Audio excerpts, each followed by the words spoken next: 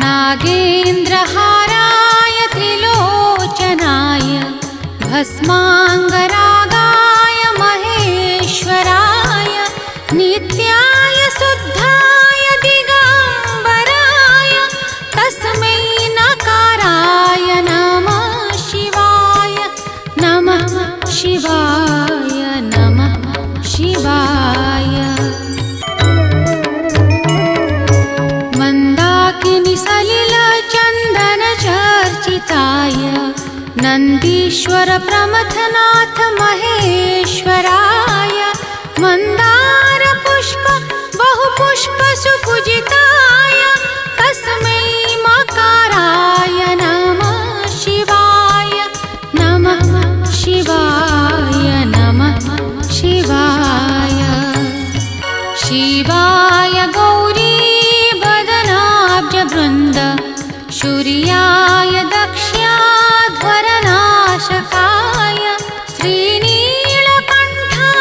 वृषध्वजाय तस्मै शिकाराय नमः शिवाय नमः शिवाय नमः शिवाय।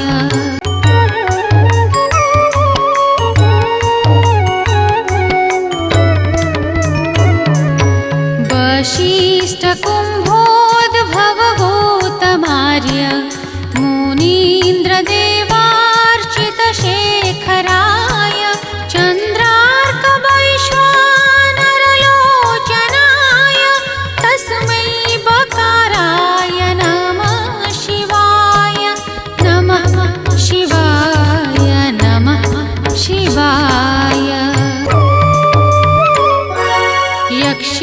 यक्षस्वरूपाय जटाधराय पीनाकहस्ताय सनातनाय दिव्याय देवाय दिगम्बराय तस्मै यकाराय नमः शिवाय नमः शिवाय नमः शिवाय। इति श्री शंकराचार्य विरचितं शिवपञ्चाक्षरस्तोत्रं सम्पूर्णम्।